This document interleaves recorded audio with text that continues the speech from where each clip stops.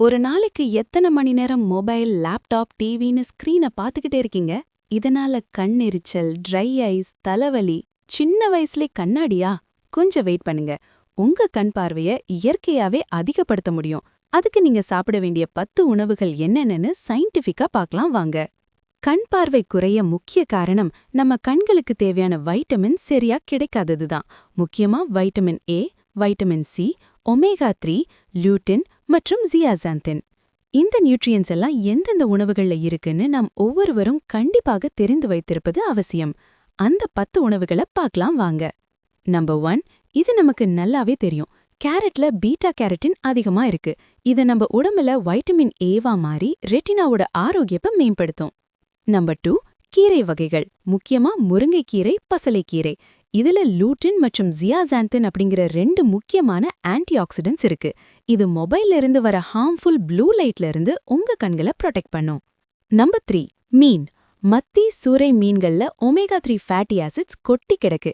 இது try ice, அதாவது கண் வறட்சி வராம தடுக்கும். நம்பர் 4, முட்டை.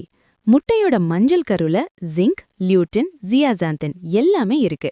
இது மேக்குலா டீஜெனரேஷன் அப்படிங்கிற வயதான காலத்துல வர கண் நோயை வரவிடாம தடுக்கும். நம்பர் 5, பாதாம் மற்றும் நட்ஸ்.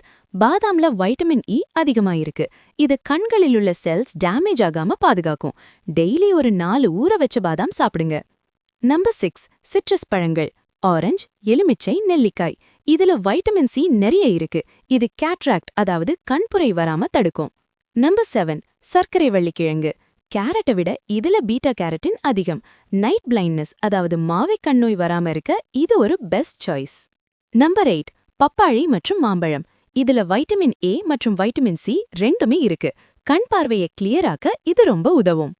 நம்பர் 9, விதைகள். சியா விதைகள், ஆளி விதைகள். மீன் சாப்பிடாத மக்களுக்கு ஒமேகா 3 கிடைக்க இது ஒரு சூப்பரான மாற்று. நம்பர் 10, தண்ணீர். என்னடா தண்ணிய போய் சொல்லன்னு நினைக்காதீங்க.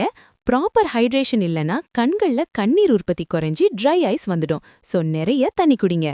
உங்க டயட்ல இந்த 10 உணவுகளை மாத்தி மாத்தி சேர்த்துக்கோங்க. வெறும் உணவுகள் மட்டும் பத்தாது. உங்க ஸ்கிரீன் டைமை கொஞ்சம் குறைச்சிக்கோங்க. ஒரு நாளைக்கு 7 to 8 ஹவர்ஸ் கண்டிப்பா தூங்கணும். இதன் மூலம் உங்களோட ஐ ஹெல்த் கண்டிப்பா இம்ப்ரூவ் ஆகுறத நீங்களே ஃபீல் பண்ணுவீங்க. இந்த தகவல் உங்களுக்கு யூஸ்ஃபுல்லா இருந்தா உடனே ஒரு லைக் போடுங்க. உங்க ஃப்ரெண்ட்ஸ் அண்ட் ஃபேமிலியில கண்ணாடி போடுறவங்களுக்கு இந்த வீடியோவை ஷேர் பண்ணுங்க. இது போல இன்னும் நிறைய இன்ட்ரெஸ்டிங்கான யூஸ்ஃபுல்லான தகவல்களுக்கு நம்ம கதை பாக்ஸ் தமிழ் சேனலை சப்ஸ்கிரைப் பண்ணிடுங்க. அடுத்த வீடியோல பார்க்கலாம். பாய்.